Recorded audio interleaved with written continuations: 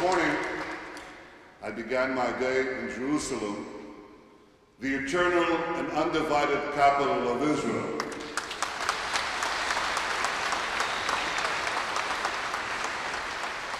And now I stand before you in this synagogue in Amsterdam, the beating heart of this country, Holland.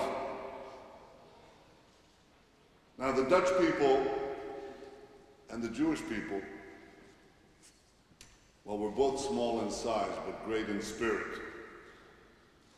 And this glorious synagogue bears witness to the triumph of that spirit. But I think that on the issues that most concern Israel, on the one issue that most concerns Israel, we also stand together. We stand together in opposing Iran's nuclear ambitions. Iran continues its feverish pursuit of nuclear weapons, all the time declaring its intention to wipe Israel off the map.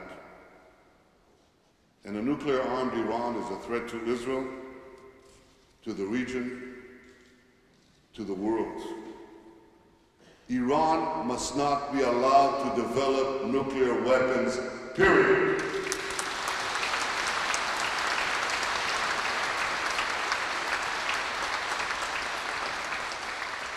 I want to thank the Dutch government for its firm stand in favor of strong sanctions on Iran. And I believe that those sanctions should be applied on Iran's central bank and on its oil exports, and they should be applied now.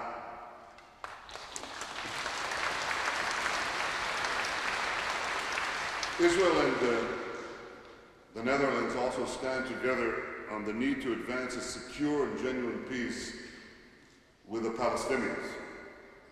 And I want to make clear something that is often obfuscated. Israel places no preconditions on negotiations with the Palestinians. We have positions in the negotiations, but we have no preconditions to start the negotiations. And it's about time we started those negotiations. We've asked to do that for 3 years. We place no preconditions on the start of negotiations, and we cannot end the negotiations unless we begin them. So I've made clear from day one that I'm prepared to meet President Abbas any place, any time, to negotiate peace. And I make that clear again today. I invite him to sit down and negotiate peace for the sake of both our peoples. President Abbas, don't walk away from peace. Continue the negotiations. 1 minute, 2 minutes flight time. It's a tiny country. Israel is a great country, but it's a small country. And it faces the greatest security threats of any nation on earth. So in any peace treaty, for any peace to endure, to succeed, Israel needs real security agreements on the ground, not paper promises, real security on the ground. That's a prerequisite for peace, and that means a demilitarized Palestinian state. Now, peace will require compromises from both sides, but there's something that I, as the Prime Minister of Israel, will never compromise on. I will never compromise on Israel's security. That's my responsibility, to protect and ensure the Jewish future, the security of the one and only Jewish state. And in the peace treaty, the Palestinians will have to agree to do something that they haven't done for over 63 years. I know this is against a lot of received opinion, because people don't really understand what this conflict is about. What is it about? Why is it going on? How long is it going on? From 1967? From 1948? No, it's not. It's going on from 1920. That's when the attacks on the Jews, the first attacks on the Jews in Jaffa began from Palestinians. Why did they attack us? Why? There were no settlements. There were no territories. There was a settlement, Tel Aviv, Haifa, Jerusalem, Tzfat. Jews have been there for ages in those cities. Why did they attack us? Why did they attack us for nearly half a century, from 1920 to 1967? Why? There weren't any refugees up to 48. After 48, if you asked the Arab world, why are you attacking Israel? They said it's the refugees, but that's the result of their attack on Israel, not its cause. And anyway, we had an equal number of refugees kicked out from Arab lands, and we absorbed them. We didn't make it a perpetual cause for conflict. And after 1967, when you asked them, why is this conflict going on? They said because of your presence in the territories.